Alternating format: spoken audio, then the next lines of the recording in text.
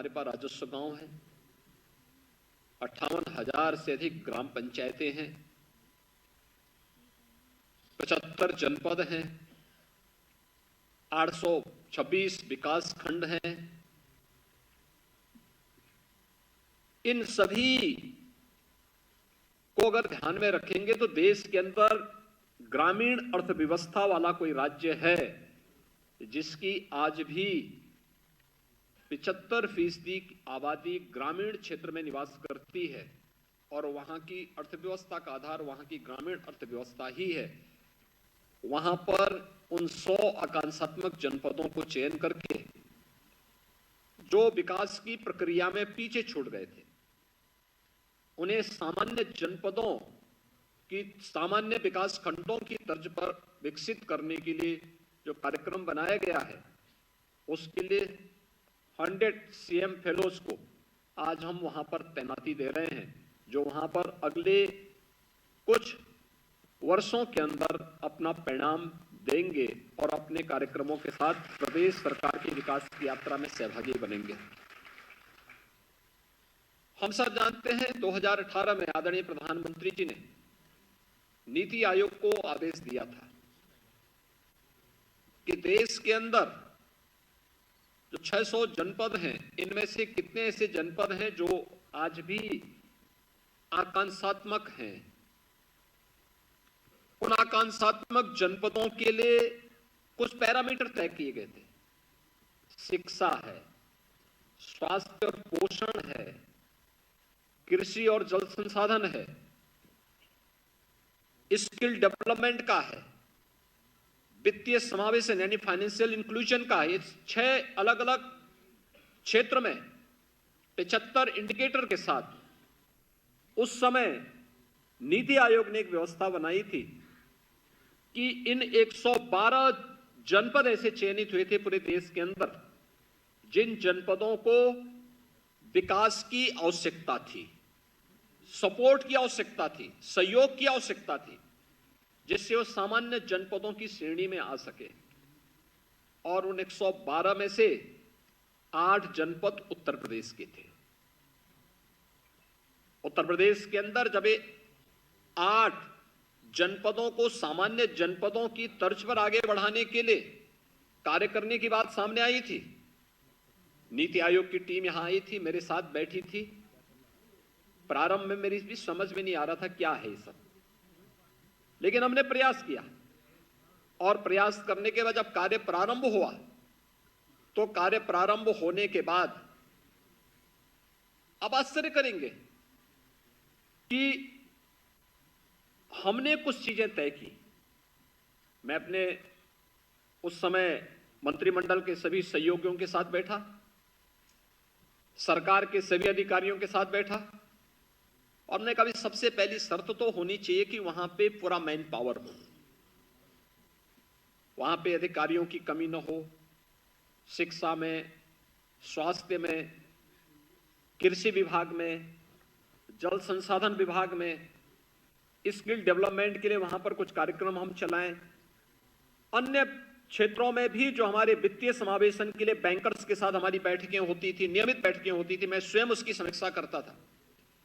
और मुझे प्रसन्नता है ये बताते हुए कि जब इसके परिणाम आने प्रारंभ हुए, यद्यपि हमने वहां पे कोई सीएम फेलो नहीं तैनात किया था, कम जनपद थे, 8 ही जनपद यूपी के थे, लेकिन हमारी टीम ने, प्रशासनिक टीम ने बहुत अच्छा काम किया। और उसका परिणाम क्या आया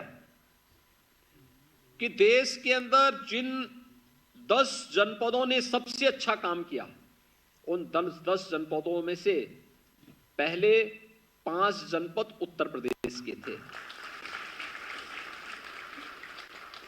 और टॉप 20 में उत्तर प्रदेश के सभी 8 के 8 जनपद थे।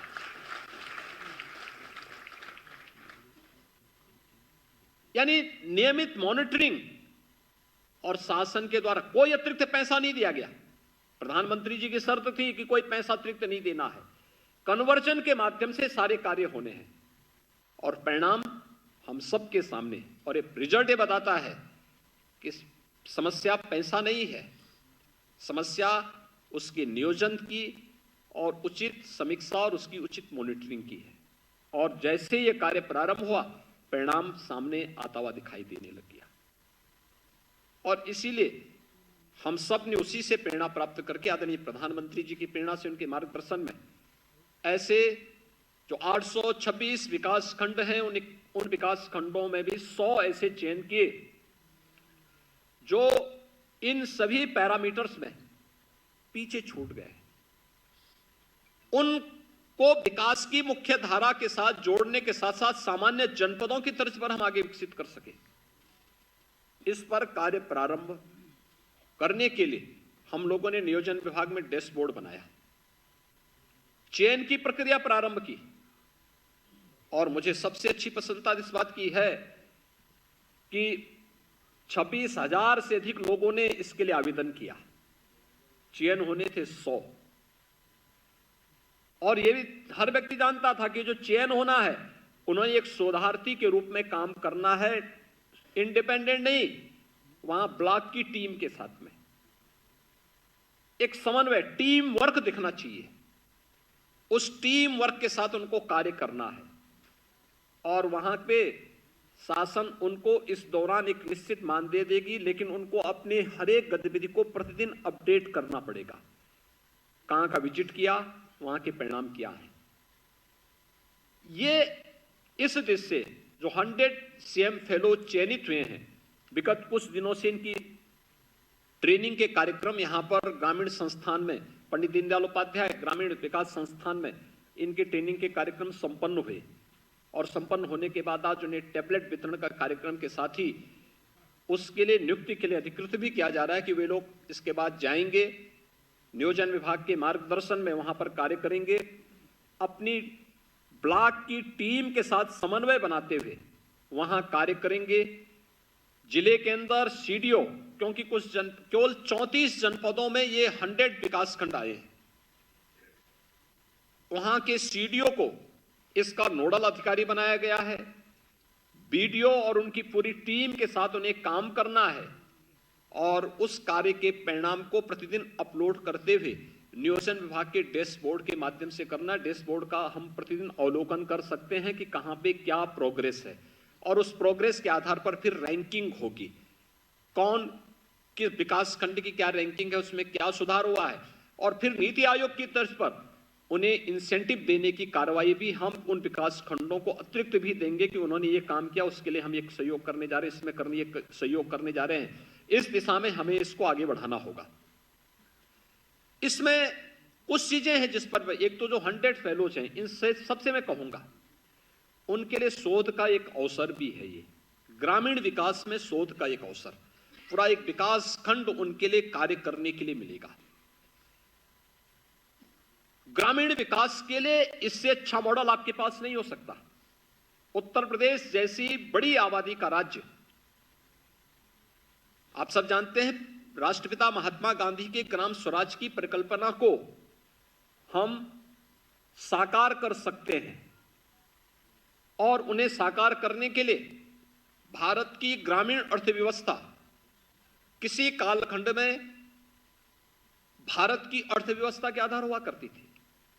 आज भी आप देखते होंगे गांवों में हर तबके का व्यक्ति है।